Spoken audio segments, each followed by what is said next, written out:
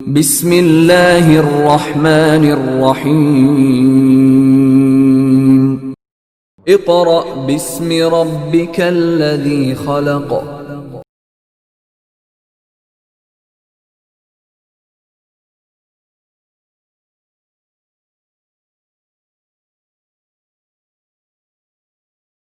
औज़ुबिल्लाहि मिनश्शैतानिर्रजीम। बिस्मिल्लाहिर्रहमानिर्रहीम। मुअज़्ज़ज़ वालिदैन और अज़ीज़ तुलबा व तालिबात, अस्सलाम वालेकुम। जैसा कि आप जानते हैं कि तातीलात का जो काम PDF नोट्स में व्हाट्सएप के ज़रिए आपको भेजा गया था, उस तमाम काम की वीडियोस YouTube चैनल पर अपलोड की जा चुकी हैं। उन तमाम वीडियोस का दुरानिया थोड़ा ज़्यादा है। उसकी वजह ये है कि आपको छोटी छोटी वीडियोस ढूंढनी ना पड़े और आप एक ही जगह पर आपको ज़्यादा काम मिल जाए। लेकिन इसका ये मतलब नहीं कि आप पूरी वीडियो को एक ही मर्तबा देख लें। आप अपने काम को मुख्तलिफ़ हिस्सों में तकसीम कर लें। जितना काम आपने एक दिन में करना है, आप उतनी वीडियो सुनें, समझें, फिर उसे याद करें और याद करने के बाद लिखें। और लिखना बहुत ज़रूरी है, क्योंकि बेटा आप लिखेंगे तो आपको काम बेहतर तरीके से समझ में आ जाएगा। ओके, तो अब हमारा नया काम शुरू हो रहा है। इस काम की PDF नोट्स व्हाट्सएप के ज़रिए आपको भेजे जा चुके हैं और अब इसकी वीडियोस भी आपको साथ साथ मिलती जाएंगी। तो चलें हम अपना पहले दिन का काम शुरू करेंगे। पहले दिन का काम बेटा, आपके इस काम को अब हमने मुख्तलिफ दिनों में तकसीम कर दिया है ताकि आपको मुश्किल का सामना ना करना पड़े। आप देख सकते हैं कि आपको पता है कि क्लास में जिस दिन हमने रीडिंग करनी होती है या पढ़ाई करनी होती है, तो हम पढ़ाई करते हैं, उसके साथ हम मज़ीद कितना काम करते हैं। तो उस हिसाब से जैसे आप क्लास में रोज़ाना एक काम करते हैं, उसी हिसाब से आपके इस काम को मुख्तलिफ़ दिनों पर तकसीम कर दिया गया है ताकि आप उसी हिसाब से अपने काम को जारी रखें। लेकिन ज़रूरी नहीं है, आप अगर इस एक दिन से ज़्यादा काम याद कर सकते हैं तो आप बेशक कर लें। तो हम अपना पहले दिन का काम शुरू करेंगे, जो कि है हमारा सबक नंबर 11, अक़वाले ज़री। सबक नंबर 11 क्या है? अक़वाले ज़री। अब बेटा अक़वाल और ज़री, अब सबसे पहले तो अक़वाल में लाम के नीचे ज़ेर आ रही है, तो ये ज़ेर क्या है? ये ज़ेर बेटा शो करती है का, की और के को। और अक़वाले ज़री, अब अक़वाले ज़री क्या है? अक़वाल कौल की जमा है और कौल कहते हैं बात को, तो अक़वाल हुआ बातें। अक़वाल के मायने क्या हुए? बातें। और ज़री कीमती को कहते हैं। ज़री किसी कहते हैं? कीमती। तो अक़वाले ज़री कीमती बातें, ज़रूरी बातें। Is it clear? अक़वाले ज़री कीमती बातें, बेहतरीन बातें। ठीक है, सब बच्चे अपनी किताब का सफ़ा नंबर 74 खोलेंगे, पेज नंबर 74 खोलें। जी, खोल लिया। सबसे पहले हम अपनी रीडिंग करेंगे। आप सब बच्चे अपने हाथ में पेंसिल, शार्पनर और इरेज़र रखें ताकि अगर आपको कोई लफ्ज़ मुश्किल लग रहा है तो उसे अंडरलाइन करें और जब मैं उसका मायने बताऊं तो आप उसका मायने लिख लें। फ़र्स्ट ऑफ़ ऑल, जैसे मैंने अभी आपको अक़वाले ज़री का मतलब बताया है कि अक़वाल कौल की जमा है और कौल किसे कहते हैं? बात को। तो चूँकि यहाँ पर अक़वाल है तो अक़वाल का मायने क्या होगा? बातें। और ज़री कीमती, यानी कीमती बातें, ऐसी बातें जिसमें हमारे लिए कोई ना कोई सबक हो। जी, शुरू करें। सबसे पहले ख़ास अल्फाज देखेंगे। नंबर 1 है सीरत, नंबर 2 आमाल, आप मेरे साथ साथ पढ़ें। नंबर 3 दयानत, नंबर 4 कुंजी, नंबर 5 हुस्न, नंबर 6 गिला, नंबर 7 क्षमा और नंबर 8 मुसीबत। क्या है? मुसीबत। अब यहाँ पर आप देख सकते हैं कि एक जुमला दिया गया है और उसके नीचे हमारे जो अहम शख्सियात हैं उनके नाम लिखे हुए हैं। अब उन अहम शख्सियात में अंबिया भी हैं, सहाबा भी हैं, कोई शायर भी है और उसके अलावा फ़लसफ़ी के बारे में भी बात की गई है। अब सबसे पहले पहला जुमला क्या है? अल्लाह के नज़दीक तुम्हारी सूरत की नहीं बल्कि तुम्हारी सीरत और आमाल की अहमियत है। अब ये किसका कौल है? नीचे लिख दिया गया हज़रत मोहम्मद सल्लल्लाहु अलैहि वसल्लम कि ये हज़रत मोहम्मद सल्लल्लाहु अलैहि वसल्लम का कौल है कि अल्लाह के नज़दीक तुम्हारी सूरत की कोई अहमियत नहीं है।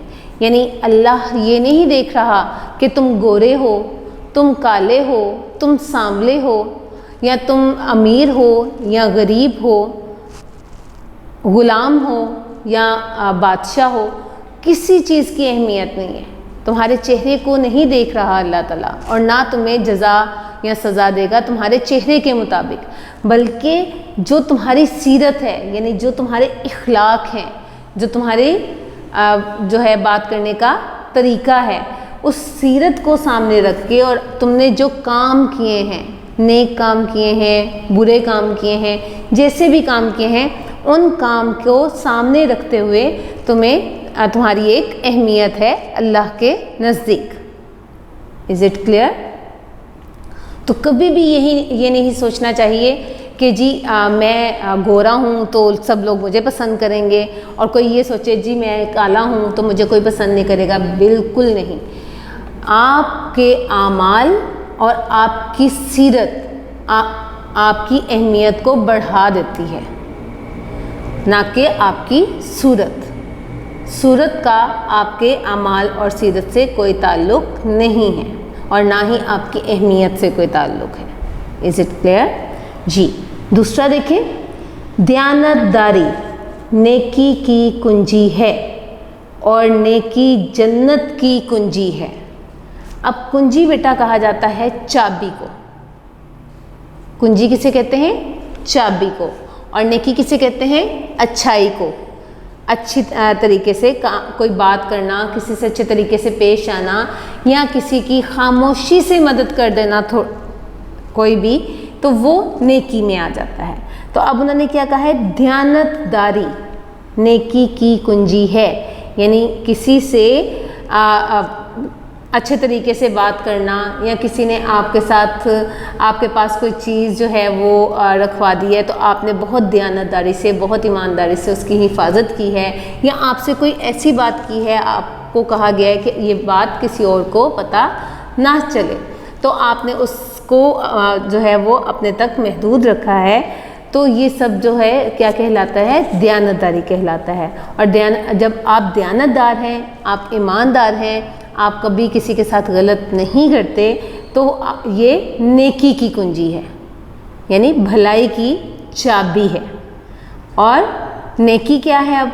यानी भलाई, अच्छा तरीके से मिलना, खुश इखलाकी से बात करना, ये किसकी चाबी है? जन्नत की। किसकी चाबी है? जन्नत की। तो अच्छे तरीके से मिलना, खुश इखलाकी से मिलना, ये नेकी की कुंजी है। और नेकी किसकी कुंजी है? जन्नत की कुंजी है। अभी किसका कौल है? ये है हज़रत अली रज़ियल्लाहु अन्हु का कौल, कि हज़रत अली रज़ियल्लाहु अन्हु ने ये कौल या ये बात कही है। जी। नेक्स्ट है अमल का हुस्न ये है कि आज का काम कल पर ना डालो। अमल का हुस्न, हुस्न कहते हैं खूबसूरती को, और अमल काम को कहते हैं। कि हमारे अच्छा काम जो है वो ये है कि जो हमने हमारे ज़िम्मे काम आज लगा है हम उसे आज ही कर लें, उसे कल पर ना डालें। फॉर एग्ज़ाम्पल मैं आपको मिसाल देने, जैसे आज हमने रीडिंग करनी है और अल्फाज मायने करने हैं, और आपने कहा है कि नहीं मैं ये रीडिंग आज ही सुन लूँगी या सुन लूँगा और ताकि मुझे समझ आ जाए, और उसके साथ साथ मैं आज ही अल्फाज मायने याद कर लूँगा, तो ये आपका हुस्न अमल है, अच्छा अमल है, अच्छा काम है, और आपने आज के काम को कल पर नहीं डाला। लेकिन अगर आप ये कहते हैं कि नहीं मैं सुन भी लूँगा, कर लूँगा याद, कोई बात नहीं मम्मा, ये मैं 2 दिन का काम इकट्ठा याद कर लूँगा, या मैं 2 दिन का काम इकट्ठा याद कर लूँगी, तो ये फिर हुस्न अमल नहीं होता, क्योंकि आपने आज के काम को कल पे डाल दिया है। तो उससे क्या होगा कि आपका काम ज़्यादा होता चला जाएगा, और फिर क्या होगा कि आपको मुश्किलात का सामना करना पड़ेगा। Is it clear? तो ये किसका कौल है? ये हज़रत उमर रज़ियल्लाहु अन्हु का कौल है। ये भी हमारे खलीफा हैं कि हज़रत उमर ने कहा कि अच्छा अमल यानी अच्छा काम ये है कि हम आज का काम कल पर ना डालें, जो काम जब करना हो उसे तभी मुकम्मल करें। नेक्स्ट देखिए, अंधेरे का गिला करने से एक शमा जलाना बेहतर है। गिला कहते हैं बेटा शिकवा। गिला किसे कहते हैं? शिकवा। अब ये किसका कौल है? ये एक चीनी फ़लसफ़ी हैं जिन्होंने ये कौल, ये सुनहरी बात, ये कीमती बात जो है वो कही है। क्या कही है? कि अंधेरे का गिला करने से एक शमा जलाना बेहतर है। कि हम ये कहते हैं कि जी हर तरफ अंधेरा है, हमें कोई समझ नहीं आ रहा, या आपको लगता है कि आपका कोई काम नहीं हो पा रहा और आप ये कह रहे हैं कि वो काम मुझसे नहीं हो सकेगा, आप यही कहते जा रहे हैं कि मुझसे काम नहीं होगा, नहीं होगा, नहीं होगा। जब तक आप उस काम को बार बार नहीं करेंगे आपको कामयाबी नहीं मिल सकती। तो आप बेहतर है कि आप काम करने से पहले एक उसका इरादा कर लें, और ये मत सोचें कि आप वो काम नहीं कर सकेंगे। तो यहाँ पर एक मिसाल दी गई है कि अगर आप ये कहते रहें कि जी अंधेरा है, हर तरफ अंधेरा है, मुझे बहुत डर लग रहा है, हर तरफ अंधेरा है, तो इस तरह अंधेरा ख़त्म नहीं हो जाएगा। अंधेरा ख़त्म करने की कोशिश करेंगे तो अंधेरा ख़त्म होगा। तो उसके लिए क्या करना ज़रूरी है? एक शमा जलाना ज़रूरी है। शमा किसे कहते हैं? मोमबत्ती को। शमा किसे कहते हैं? मोमबत्ती को। ठीक है, कि अगर चारों तरफ अंधेरा है तो ज़रूरी नहीं कि आप हर वक्त ये कहते रहें कि अंधेरा है, अंधेरा है, अंधेरा है, नहीं, बल्कि आप एक शमा जला लें ताकि थोड़ी सी रोशनी हो जाए। तो इसका मतलब क्या है कि अगर आपको काम मुश्किल लग रहा है तो आप उस काम को थोड़ा थोड़ा करने की कोशिश करें, बिलाखिर वो काम आपका हो जाएगा। इज़ इट क्लियर जी? नेक्स्ट देखिए, मुसीबत इंसान को ऐसे निखारती है जैसे आग सोने को। यानी जब हम पे कोई मुसीबत आती है और हम उस मुसीबत का सामना पूरी ईमानदारी से करते हैं और अल्लाह पर भरोसा रखते हैं, अल्लाह पर तवक्कल रखते हैं, तो वो हमें ऐसे, वो मुसीबत हमारे पास से ऐसे दूर हो जाती है और हम ऐसे हो जाते हैं कि फिर कोई छोटी छोटी प्रॉब्लम्स भी अगर आ जाती हैं तो हम उससे नहीं घबराते। तो मुसीबत जो है वो इंसान को निखार देती है, यानी इंसान को छोटी छोटी मुसीबत का सामना करने का हौसला देती है। कि जिस तरह आग जो है, सोना जो है वो आग में तपता है तो वो किसी न किसी जेवर की शक्ल इख्तियार करता है, तो इसी तरह इंसान भी मुसीबत की आग में जलता है तो बाद में उसको उस मुसीबत को सहने और उस मुसीबत को दूर करने का तरीका पता चलता है। और ये किसने कहा है? ये एक अतालवी शायर है। कौन है? एक अतालवी शायर ने ये कहा है कि मुसीबत इंसान को ऐसे निखारती है जैसे आग सोने को। अब देखिए कितनी खूबसूरत बातें हैं कि हज़रत मोहम्मद सल्लल्लाहु अलैहि वसल्लम ने हमें वाज़े कर दिया कि हमारी सूरत अल्लाह के नज़दीक कोई मायने नहीं रखती, कोई अहमियत नहीं रखती। हमारी सीरत और हमारे आमाल अल्लाह के नज़दीक अहमियत रखते हैं। हज़रत अली ने क्या कहा कि हमें ईमानदारी और दयानतदारी का रास्ता इख्तियार करना चाहिए, क्योंकि दयानतदारी नेकी की चाबी है और नेकी जन्नत की चाबी है। हज़रत उमर रज़ियल्लाहु अन्हु ने क्या कहा कि हमारा बेहतरीन काम क्या है कि हम आज का काम कल पर ना डालें। उसके बाद चीनी फ़लसफ़ी ने क्या कहा था कि हर वक़्त अंधेरे का गिला यानी अंधेरे का शिकवा नहीं करना चाहिए, बल्कि हमें शमा जला लेनी चाहिए, हमें मोमबत्ती जला लेनी चाहिए। और एक अतालवी शायर क्या कह रहे हैं कि मुसीबत इंसान को ऐसे निखारती है जैसे आग सोने को, कि जिस तरह जब सोने को आग में डाला जाता है तो वो नरम हो जाता है और फिर आप उसे जिस शक्ल में लेके आना चाहें, आप उसके बालियाँ बनाना चाहें, आप उसकी चेन बनाना चाहें, आप उसकी अंगूठी बनाना चाहें तो वो उसमें ढल जाता है, उसी शक्ल में वो आ जाता है नरम होने के बाद। तो इसी तरह मुसीबत जो है वो इंसान के अंदर अगर कोई अकड़ है, कोई गुरूर है तो उसको ख़त्म कर देती है, उसके अंदर नरमी पैदा कर देती है और फिर वो उस मुसीबत का सामना करने के काबिल हो जाता है। Is it clear? ये आपकी पढ़ाई मुकम्मल होगी। अब हम अल्फाज मायनी करेंगे। आप सब बच्चे अपने PDF नोट्स अपने सामने रखें। पहला लफ्ज़ है नेकी। क्या है? नेकी। नेकी का मायने क्या है? अच्छाई या इखलाक। अच्छाई, इखलाक। नंबर 2 है कुंजी। कुंजी क्या मायने है? चाबी, चाबी। नंबर 3 गिला। गिला का क्या मायने है? शिकवा, शिकवा या आप शिकायत भी कह सकते हैं। आमाल। आमाल अमल की जमा है और आमाल के मायने क्या है? काम, काम। शमा। शमा का क्या मायने है? मोमबत्ती, मोमबत्ती। बेहतर। बेहतर का मायने क्या है? अच्छा, अच्छा। Is it clear? ये आपके पढ़ाई और अल्फाज मायने मुकम्मल हो गए और आपका पहले दिन का काम भी मुकम्मल हो गया।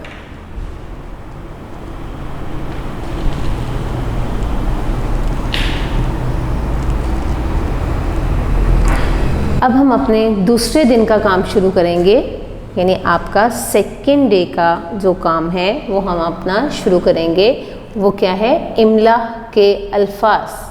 हमारे दूसरे दिन का काम क्या है? इमला के अल्फाज। आप मेरे साथ साथ पढ़ेंगे। पहला लफ्ज़ है सीरत, सीरत। नंबर 2 आमाल, आमाल। नंबर 3 दयानत, दयानत। नंबर 4 कुंजी, कुंजी। नंबर 5 शमा, शमा। नंबर 6 मुसीबत, मुसीबत। नंबर 7 जन्नत, जन्नत। नंबर 8 हुस्न, हुस्न यानी खूबसूरती। नंबर 9 सूरत, सूरत। और नंबर 10 अहमियत, अहमियत। समझ आ गया? आपके इमला के अल्फाज क्या हैं? सीरत, आमाल, दयानत, कुंजी, शमा, मुसीबत, जन्नत, हुस्न, सूरत और अहमियत। अब हम अपना पहला सवाल देखेंगे। अल्लाह के नज़दीक किस बात की अहमियत है? हमने पहले दिन की पढ़ाई में पढ़ा था कि किस बात की अहमियत है अल्लाह के नज़दीक? जी, अल्लाह के नज़दीक तुम्हारी सूरत की नहीं बल्कि तुम्हारी सीरत और आमाल की अहमियत है। यानी सूरत की अहमियत नहीं है, तुम्हारी सीरत यानी तुम्हारे इखलाक और तुम्हारे आमाल की अहमियत है। जी, सवाल नंबर 2 है, हज़रत अली रज़ियल्लाहु अन्हु ने नेकी के बारे क्या फरमाया? यानी हमने हज़रत अली का कौल लिखना है जो हमने पढ़ा था। क्या पढ़ा था हमने हज़रत अली का कौल? जी, आप क्या जवाब लिखेंगे? हज़रत अली रज़ियल्लाहु अन्हु ने फरमाया, दयानतदारी नेकी की कुंजी है और नेकी जन्नत की कुंजी है। क्लियर। सवाल नंबर 3 है, हज़रत उमर रज़ियल्लाहु के नज़दीक अमल का हुस्न क्या है। यानी अब हम हज़रत उमर रज़ियल्लाहु का कौल लिखेंगे कि उन्होंने अमल का हुस्न क्या बताया है कि हमें कैसे काम करने चाहिए। तो क्या है, आप क्या लिखेंगे जवाब। हज़रत उमर रज़ियल्लाहु ने फरमाया, अमल का हुस्न ये है कि आज का काम कल पर ना डालो। Is it clear. ये आपका दूसरे दिन का काम मुकम्मल हो गया।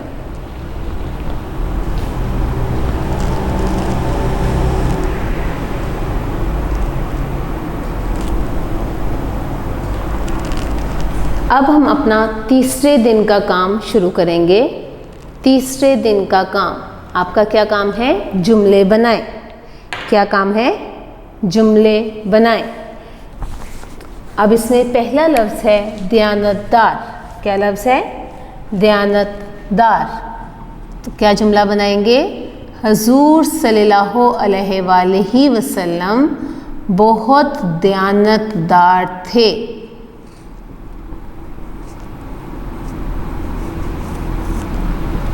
हजूर सल्लल्लाहु अलैहि वसल्लम बहुत दयानतदार थे। नेक्स्ट है शमा। शमा यानी मोमबत्ती या आप रोशनी भी कह सकते हैं। तो क्या बनेगा, हजूर सल्लल्लाहु अलैहि वसल्लम ने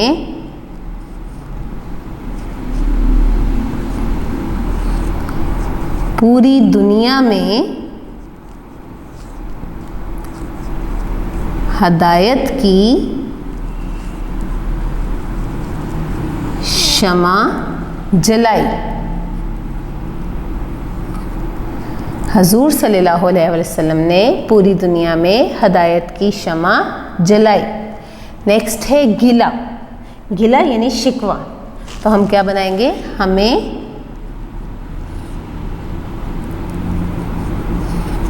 किसी से गिला नहीं करना चाहिए।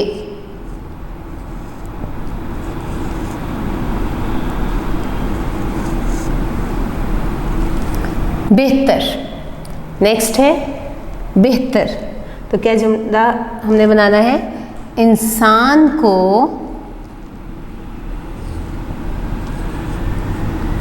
बेहतर काम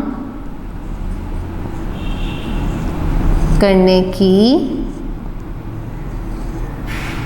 कोशिश करनी चाहिए। इंसान को बेहतर काम करने की कोशिश करनी चाहिए। नेक्स्ट आपका वर्ड है कुंजी। नेक्स्ट वर्ड क्या है, कुंजी। तो आप क्या बनाएंगे, अभी हमने पढ़ा था अपने पहले दिन में जुमलों में और अपनी पढ़ाई में। क्या बनाएंगे हम, नेकी जन्नत की कुंजी है। नेकी जन्नत की कुंजी है। Is it clear. ये आपका तीसरे दिन का काम मुकम्मल हो गया है। आपके जुमले हैं, दोबारा पढ़ लें आप मेरे साथ। पहला है दयानतदार, हजूर सल्लल्लाहु अलैहि वसल्लम बहुत दयानतदार थे। शमा, हजूर सल्लल्लाहु अलैहि वसल्लम ने पूरी दुनिया में हदायत की शमा जलाई। गिला, हमें किसी से गिला नहीं करना चाहिए। बेहतर, इंसान को बेहतर काम करने की कोशिश करनी चाहिए। कुंजी, नेकी जन्नत की कुंजी है। ये आपका तीसरे दिन का काम मुकम्मल हो गया।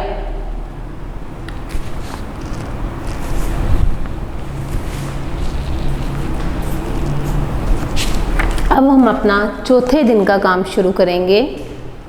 चौथे दिन का काम आप सब बच्चे अपनी किताब का सफ़ा नंबर 75 खोलेंगे। सफ़ा नंबर 75 खोलेंगे। हमारा पहला सवाल है खाली जगह पुर करें। क्या है? खाली जगह पुर करें। अब इसमें पहला क्या है? अल्लाह के नज़दीक तुम्हारी सूरत की नहीं बल्कि तुम्हारी सीरत और आमाल।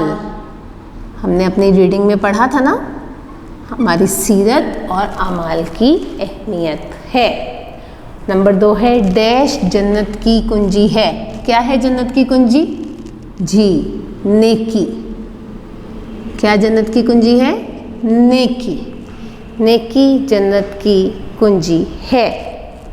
नेक्स्ट है डैश का काम डैश पर ना डालो। अब ये क्या है? आज का काम कल पर ना डालो। क्या है? आज का काम कल पर ना डालो। ये हमारी खाली जगह मुकम्मल हो गई। दोबारा पढ़ लें एक मरतबा। अल्लाह के नज़दीक तुम्हारी सूरत की नहीं बल्कि तुम्हारी सीरत और आमाल की अहमियत है। नंबर 2 नेकी जन्नत की कुंजी है। नंबर 3 आज का काम कल पर ना डालो। ये आपकी खाली जगह मुकम्मल हो गई। अब आप अपना सवाल नंबर 3 देखें। अपनी पसंद का कोई भी कौल 3 बार लिखें। ये आपकी किताब पर जगह बनी हुई है। आपने उस जगह पर ये कौल 3 मरतबा लिखना है।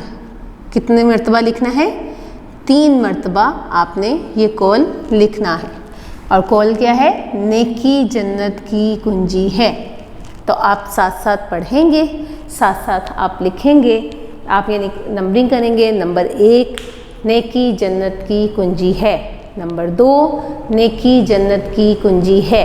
नंबर 3 नेकी जन्नत की कुंजी है। इस तरह आप पढ़ते भी जाएंगे और साथ साथ लिखते जाएंगे। ये आपका चौथे दिन का काम मुकम्मल हो गया।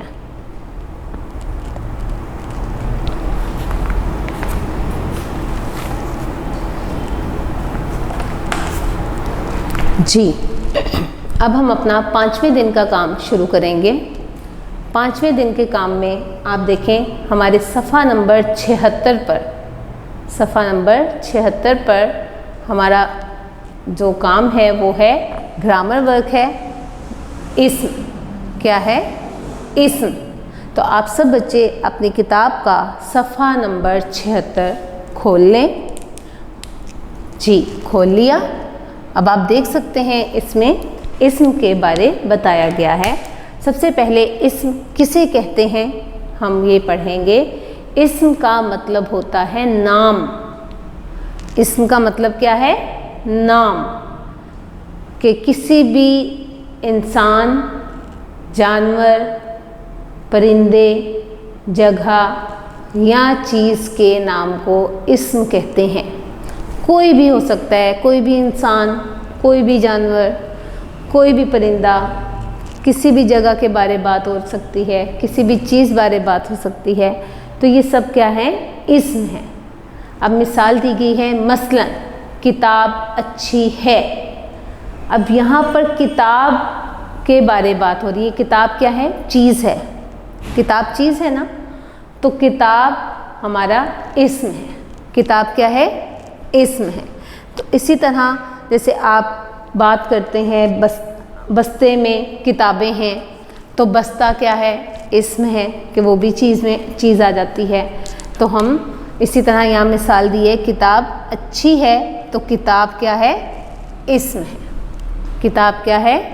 इस्म है। अब आप सब बच्चे अपनी किताब देखें। आपकी किताब के पेज नंबर 76 पे कुछ तस्वीरें बनी हुई हैं। आप देख सकते हैं आपकी कुछ तस्वीरें बनी हुई हैं। आपने वो तस्वीरें देखनी हैं और उनमें से 5 इस्म लिखने हैं। कोई से भी 5 इस्म लिख लें। बहुत सी चीज़ें यहाँ पर बताई गई हैं, तो लेकिन आपने कोई से 5 इस्म लिखने हैं। तो सबसे पहले हम क्या लिखेंगे? नंबर 1 है कुर्सी। नंबर 1 क्या है? कुर्सी। नंबर 2 क्या नज़र आ रही है? गाड़ी। हमें तस्वीर में गाड़ी भी नज़र आ रही है। तो हम गाड़ी भी लिख देंगे। नंबर 3 क्या नज़र आ रहा है हमें? जी, एक खरगोश नज़र आ रहा है। तो खरगोश जानवर का नाम है ना, तो ये भी इसम है, तो खरगोश लिख लेंगे हम। नेक्स्ट है हमारा, जी क्या नज़र आ रहा है हमें? एक मेज़ नज़र आ रहा है। तो मेज़ क्या है? मेज़ भी इसम है। ठीक है। नेक्स्ट क्या नज़र आया है हमें? जी, एक लट्टू है जो कि एक चीज़ है, आप खेलते हैं, आप खेलते हैं ना, ये एक खिलौना है लट्टू, तो हम इसको भी इसमें लिख लेंगे। तो क्या कौन से इसम हैं हमारे? कुर्सी, गाड़ी, खरगोश, मेज़, लट्टू, ये पांचों हमारे इसम हैं। उसके अलावा मज़ीद भी यहाँ हमें नज़र आ रहे हैं। सेब भी नज़र आ रहा है, नाशपाती भी नज़र आ रही है, गुलदस्ता नज़र आ रहा है, तस्वीर है, सीनरी है, ये सब चीज़ें इसमें आ जाती हैं। लेकिन ज़रूरी नहीं आप यही लिखें जो मैंने लिखे हैं, आप इनसे अलग भी लिख सकते हैं। Is it clear? यानी आपको समझ आ गया इसम किसे कहते हैं? किसी इंसान, जानवर, परिंदे, जगह या चीज़ के नाम को इसम कहते हैं। और ये किसी भी चीज़ का नाम हो सकता है, किसी भी जानवर का नाम हो सकता है, किसी भी इंसान का नाम हो सकता है। Is it clear? ये आपका 5वें दिन का काम मुकम्मल हो गया है।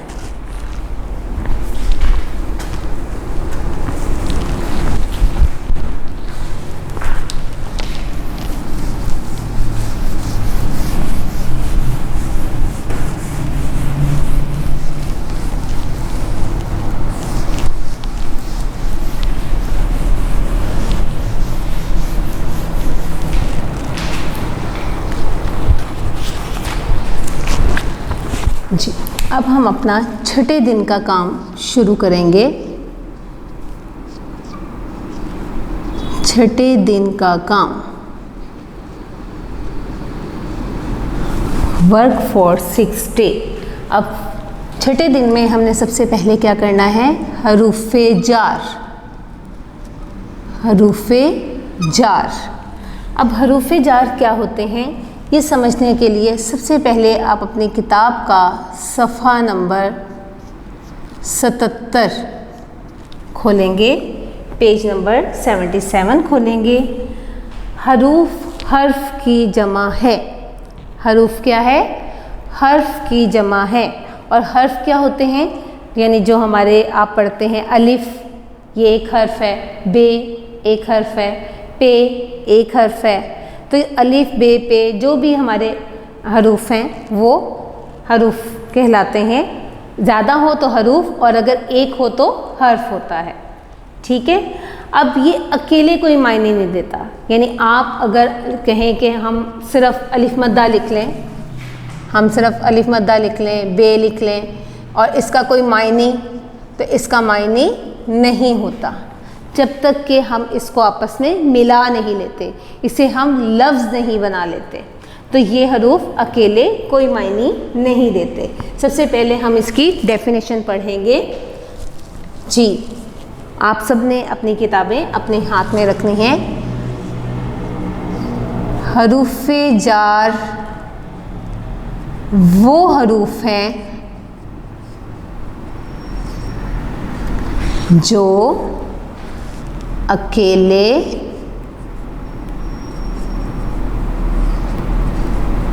कोई मायने नहीं रखते।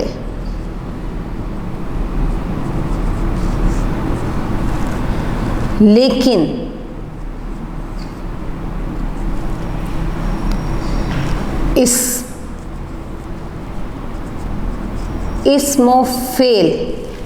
इस्मोफेल, अब ये वाव का मतलब बेटा होता है और, यानी हम ये भी पढ़ सकते हैं इस्म और फेल, और इस्मोफेल भी हम पढ़ सकते हैं।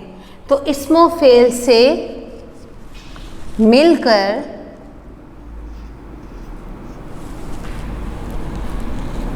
मतलब पैदा करते हैं। यानी वैसे इनका कोई मतलब नहीं है, लेकिन जब ये इस्म या फ़ेल के साथ मिलते हैं तो फिर इनका मतलब वाज़ेह हो जाता है। ठीक है, यानी ये इस्म और फ़ेल से मिलकर मतलब पैदा करते हैं और ये हरूफ क्या करते हैं, ये हरूफ इस्म और फ़ेल को मिलाते भी हैं। क्या है, इस्म और फ़ेल को मिलाते भी हैं।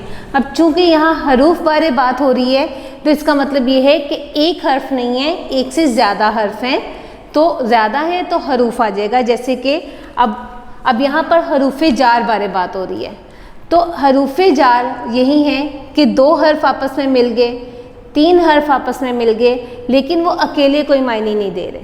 अब हरूफ़े जार कौन कौन से हैं, हरूफ़े जार हैं हमारे, आप हरूफ़े जार की हेडिंग यहाँ पर देकर आप देखेंगे सीन बढ़िए से, देखें अब ये दो हर्फ मिल गए तभी हम इनको क्या कह रहे हैं, हरूफ कह रहे हैं। सीन बढ़िए से, मीम, ये, नून गुन्ना। अब यहाँ पर तीन हरूफ मिल गए तो तीन हरूफ मिलके मैं बन गया, लेकिन अगर आप अकेले इनको लिखेंगे तो इनका कोई मतलब नहीं है।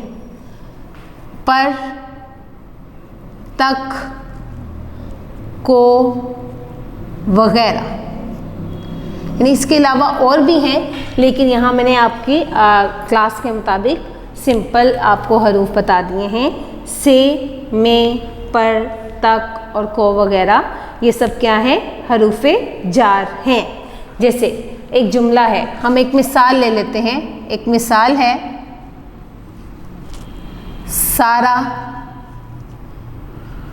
स्कूल से आई। अब देखें यहाँ पर से ये क्या है, हरूफ़े जार है। से क्या है, हरूफ़े जार।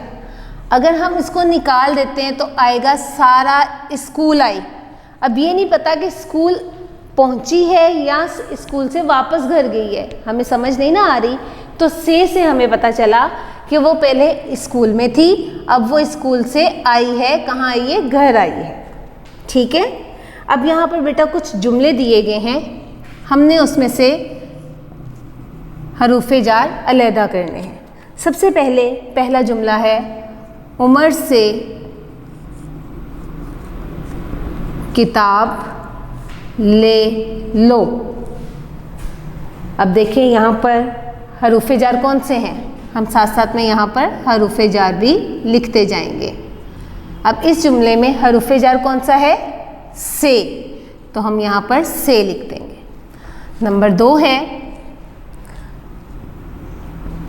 नाना को दवा दो। नाना को दवा, दवा यानी दवाई, मेडिसिन जिसे हम कहते हैं। नाना को दवा दो। अब इसमें को हरूफ़े जार है। नंबर 3, एहसन स्कूल में पढ़ता है। अब इसमें हरूफ़े जार क्या है, आपको फ़ौरन पता चल गया होगा, में। एहसन स्कूल में पढ़ता है, इसमें में हरूफ़े जार है। नंबर 4,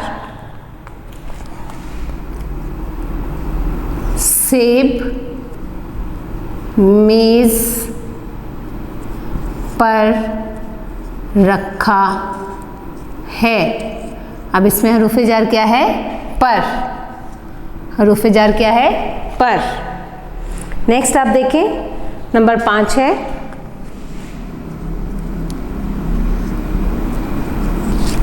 शाम तक काम ख़त्म कर लो।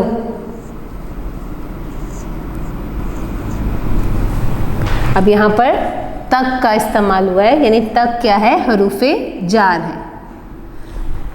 समझ आ गई? से, को, में, पर, तक, ये सब आपके क्या है, हरूफ़े जार हैं। ये आपका छठे दिन का काम मुकम्मल हो गया है।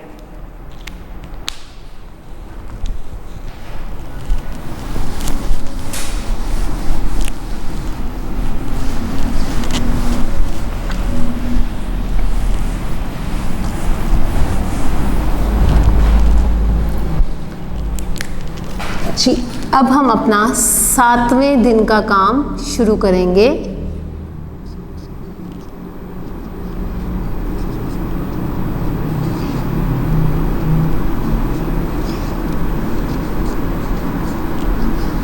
सातवें दिन का काम हमने शुरू करना है, जो कि हमारे सफ़ा नंबर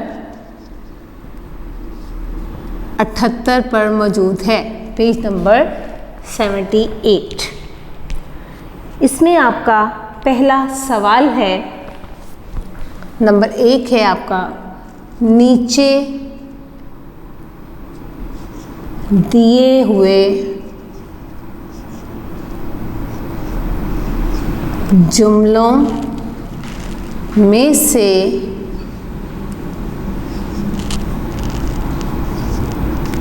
हरूफ़े जार अलग करें। यानी पूरा जुमला है, हमने उसमें से हरूफ़े जार अलग करने हैं। सबसे पहला जुमला क्या है? अहमद स्कूल में है। अब आपको फ़ौरन पता चल गया होगा इसमें हरूफ़े जार क्या है? में। हरूफ़े जार क्या है? में। नेक्स्ट है, तुम कब तक घर आओगे?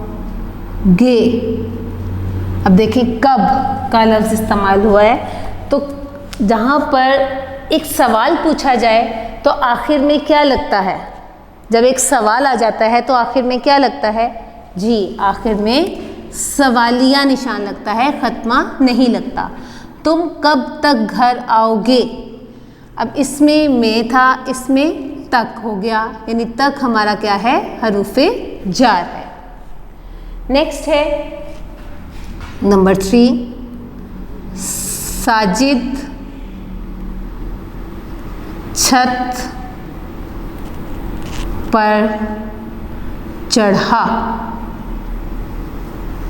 साजिद छत पर चढ़ा। अब इसमें पर क्या है? हरूफ़े जार है। नंबर 4 है आपका, मारिया से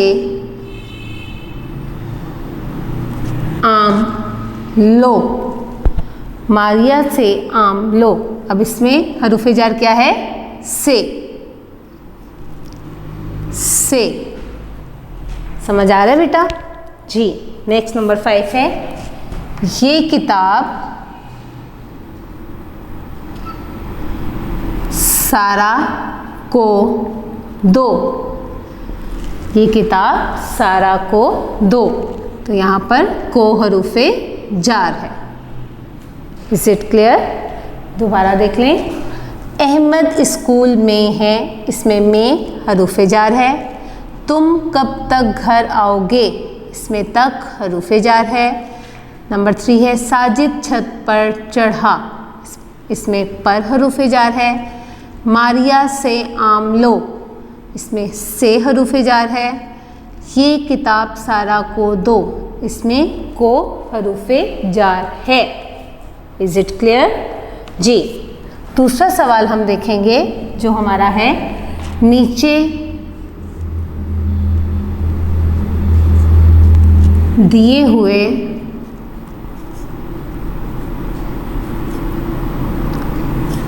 जुमलों में दुरुस्त हर्फ़े जार लगाएं या लिखें। दुरुस्त हर्फ़े जार लिखें। यानी ये आपकी फिल इन द ब्लैंक्स हैं जो आप अपनी किताब पर देख सकते हैं। सबसे पहला हमारा जो है जुमला वो क्या है? नंबर 1, अहमद घर डैश गया। ये अब हमारी ब्लैंक है और इसके 2 ऑप्शंस आगे लिखे हुए हैं, तक और को। 2 वर्ड्स लिखे हुए हैं, 2 हरूफ लिखे हुए हैं। तो हम अपना जुमला पढ़ेंगे, उसके मुताबिक हम इसकी ब्लैंक को फिल करेंगे। तो क्या आएगा? अहमद घर को गया, नहीं, अहमद घर तक गया, यानी यहाँ पर तक आएगा। हम यहाँ पर भी लिखेंगे और यहाँ पर हम टिक भी करेंगे। जो हमारा दुरुस्त जवाब होगा उसे हमने टिक भी करना है। नेक्स्ट हमारा है छत डैश जाकर कपड़े लाओ।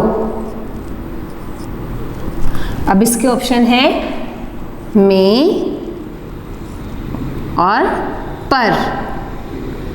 तो यहाँ ब्लैंक में क्या आएगा? छत में जाकर। छत कोई है तो जगह, लेकिन ऐसी जगह तो नहीं कि जिसके अंदर जाना है। तो क्या आएगा? छत पर। क्या आएगा? छत पर, कि छत पर जाकर कपड़े लाओ। और हमने यहाँ पर लिख भी दिया और टिक भी कर दिया। नंबर 3 है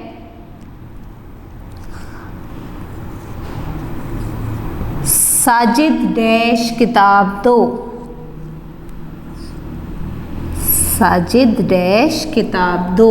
अब इसके ऑप्शन है को और से। तो क्या होगा दुरुस्त? आपको फौरन पता चल जाएगा जी, साजिद को किताब दो। साजिद से किताब दो तो नहीं ना होगा, तो साजिद को किताब दो। हमने को लिख भी लिया और उसके ऊपर टिक भी कर दिया। नंबर 4 है इस डब्बे डैश गुड़िया है।